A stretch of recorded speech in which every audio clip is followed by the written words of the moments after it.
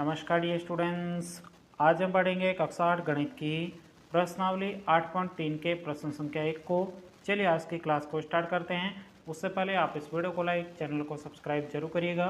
तो देखिएगा प्रश्न संख्या 1 में कहा जरा निम्नलिखित युग्मों में प्रत्येक के व्यंजकों का गुणन कीजिए। देखिएगा साथियों, यह प्रश्न आपके बहुत ही ज़्यादा सरल है। सबसे पहले तो आपको प्रश्न समझ में आना चाहिए, प्रश्न में आपको दिया क्या है और आपको निकालना क्या है। तो ध्यान से देखो, प्रश्न में आपको युग्मों के रूप में 5 प्रश्न दिए गए। इन 5 प्रश्नों में जो युग्मक है उनके व्यंजकों का आपको सिंपल तरीके से गुणन करना है।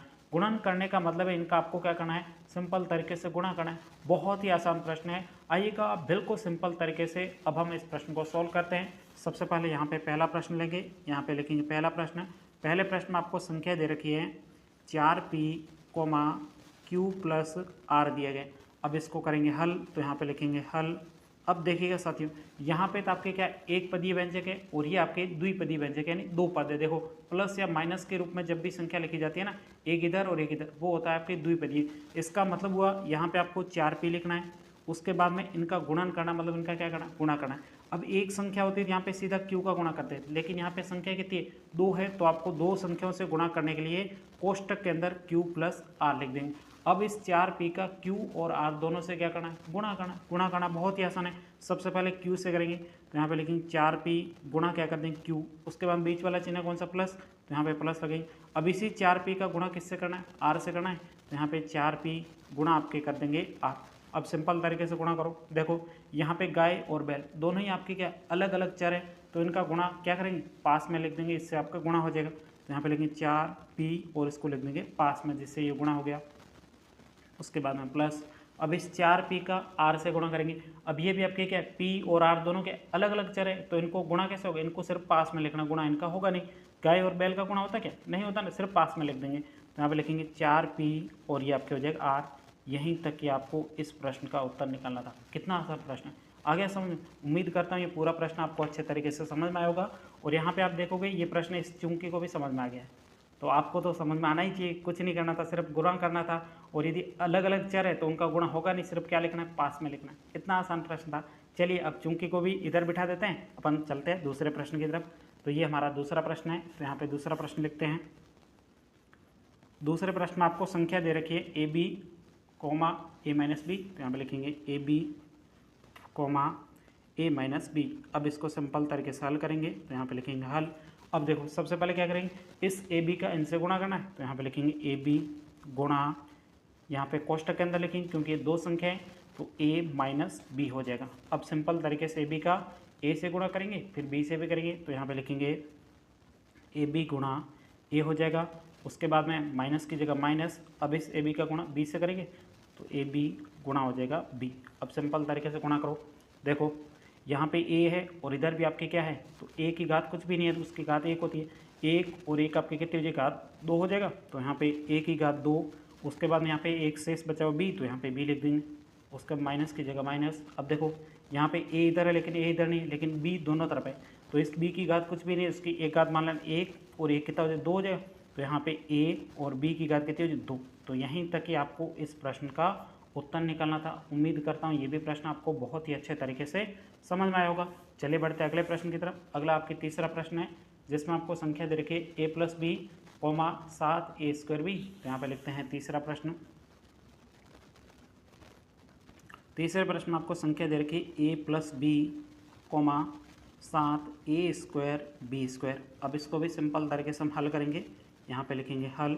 अब ध्यान से देखो, सबसे पहले क्या करेंगे, यहाँ पे देखो ये क्या है, द्विपद है, दो पद है, मतलब एक और ये दूसरा। जब भी आपके बीच में प्लस या माइनस होते हैं तो उससे दो पद बन जाते हैं। ये दो पद है और ये पूरा एक ही पद है, क्योंकि गुणा के रूप में सभी संख्या लेकर गए तो एक ही पद है। तो यहाँ पे दो पद है, तो इसको कोष्टक के अंदर लिखेंगे ए कोष्टक ए प्लस बी कोष्टक, उसके बाद में गुणा एक पद है ये पूरा 7a स्क्वायर बी स्क्वायर। आई बात समझ में। अब यहाँ पे एक पद था, इस एक पद का ए और बी दोनों से गुणा करना है। तो सबसे पहले ए से कर लेते हैं, तो यहाँ पे लिखेंगे ए गुणा, यहाँ पे क्या है 7a स्क्वायर बी स्क्वायर, एक से गुणा कर दिया। अब यहाँ पे बी से कर दो, तो यहाँ पे बीच में चिन्ह किसका, प्लस का, तो यहाँ पे प्लस का, बी की जगह बी गुणा किससे करेंगे, 7a स्क्वायर बी स्क्वायर, तो यहाँ पे 7a स्क्वायर बी स्क्वायर। अब सिंपल तरीके से गुणा करते हैं। देखो यहाँ पे संख्या कुछ भी नहीं है, इधर ए के आगे है नहीं, तो 7 का 7 हो जाएगा।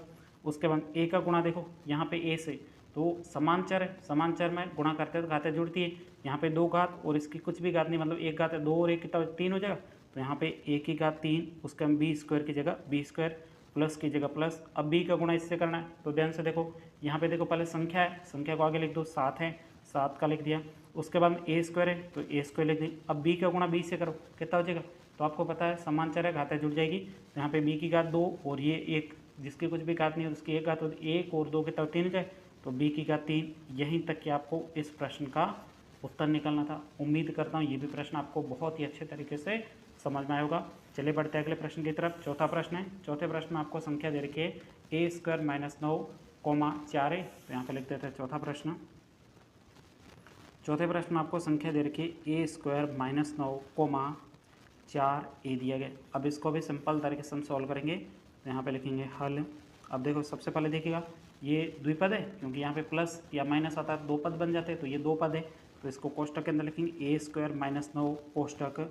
उसके बाद गुणा किससे करेंगे, 4a से, 4 और ये आपके ए हो जाएगा। अब सिंपल तरीके से आपको क्या करना है, इस 4a का गुणा पहले इससे करना है, बाद में इससे करना है। तो चलिए पहले वाले पद से करते हैं। ए स्क्वायर गुणा किससे कर देंगे, 4a से, तो 4a से कर देंगे। फिर आपके माइनस का 9, तो ये माइनस का 9 गुणा किससे करेंगे अब, 4a से, तो ये 4a हो जाएगा। दोनों से गुणा करना है, ठीक है। अब ध्यान से सिंपल तरीके से इनका गुणा करते हैं। देखो यहाँ पे 4 संख्या है तो संख्या का संख्या लिख देंगे। अब देखो इधर a है और इधर भी आपके क्या है, समान चर है। समान चर है तो आपके समान चर का गुणा करोगे तो उनकी घातें जुड़ जाती है। तो इसकी घात पे कुछ भी नहीं है तो 1 हो जाएगा। 1 और 2 कितना 3 हो जाएगा, तो यहाँ पे a की घात 3 हो जाएगा। फिर माइनस की जगह माइनस।